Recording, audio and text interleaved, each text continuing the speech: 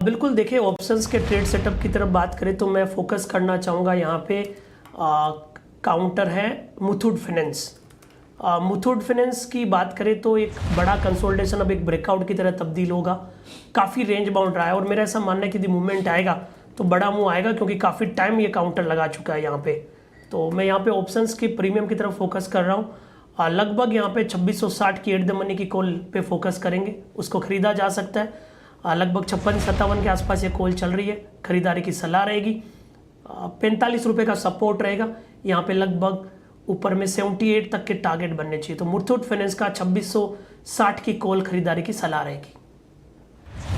Okay, Muthoot finance 2660 की call आपका bye call है। अब चलते हैं बायती जी के पास। बायती जी क्या पिक कर रहे हैं आप ऑप्शंस में? जी वीरेन जी, एल.टी. फाइनेंस में खरीदारी की सलाह रहेगी। देखिए चार्ट में मोमेंटम बहुत स्ट्रांग बना हुआ था, पिछले 2-3 दिनों से थोड़ी सी करेक्शन जरूर आई और अब आज वापस मोमेंटम स्टार्ट हो रहा है इसमें। तो हमें लगता है कि इसे ऑप्शन के थ्रू ट्रेड करना ज़्यादा बेटर रहेगा।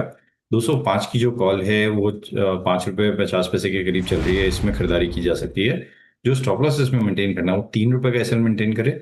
ऊपर में हमें लगता है इसमें 9 रुपये तक का जोन देखने मिल सकता है। ओके, चलिए अब चलते हैं मानस के पास। मानस जी बताइए क्या पिक किया आपने?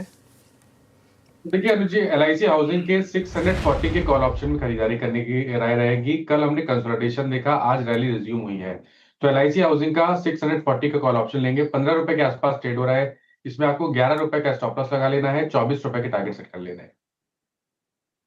मीनवाइल अब आज के कुछ और स्टॉक्स जिसमें अच्छे मूव्स हैं।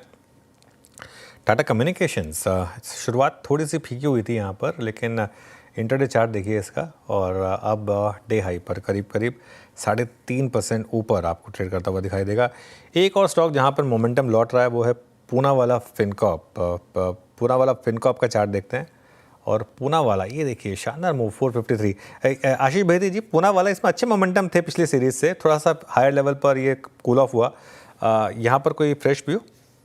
जी अनुज जी, इनफैक्ट ओवरऑल बहुत अच्छा स्ट्रेंथ में रहा है ये स्टॉक, और अब वापस थोड़ा सा करेक्शन के बाद एक एंट्री पॉइंट दे रहा है। काफी फेवरेबल जोन बना है, 450 एक सपोर्ट एरिया है, वहीं से बाउंस कर रहा है स्टॉक। खरीदारी की सलाह रहेगी इन लेवल्स पे। जो स्टॉप लॉस में मेंटेन करना है वो 444 का एसएल मेंटेन करे। ऊपर में मुझे लगता है इसमें वापस 475 तक का जोन देखने मिल सकता है। चलिए, तो ट्रेड्स काफ़ी हद तक हमने यहाँ पे ले लिए एंड फाइनली मेरे स्क्रीन पे मैं देख रहा हूँ कि वो जो अनुज ने पिक किया था टाटा मोटर्स, ज़रा एक बार लेके आएंगे। 684, इट्स अ रिवर्सल, मतलब इसमें अच्छा रिवर्सल दिया। 20 डेमा को टेस्ट किया है पे इसने, तो इस पर पुट राइटिंग है, लेकिन उस पुट राइटिंग के कंपैरिजन में अभी तक का स्विंग इतना स्ट्रॉन्ग नहीं है, अभी करीब 3.25 रुपये ऊपर है। और बट M&M में बहुत स्ट्रॉन्ग पुट राइटिंग है। M&M आपकी स्क्रीन पे डे हाई पर। मानस, M&M जरा प्लीज़ OI की शीट रखिएगा। टाटा मोटर्स में शेडिंग है यानी शॉर्ट कवरिंग, यहाँ फ्रेश बाइंग है 0.32%, 3226। मानस, अगर ये 3250 के ऊपर सेटल हो जाए तो इसका प्रोजेक्शन क्या है, क्योंकि ये मल्टी मंथ ब्रेकआउट की तरफ बढ़ता हुआ?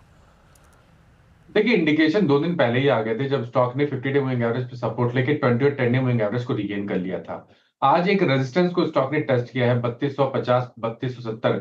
इस रेंज में रेजिस्टेंस है, क्योंकि काफी करीब 7-8 मंथ से अगर आप देखें तो स्टॉक ने इस रेंज में रेजिस्टेंस फेस किया है।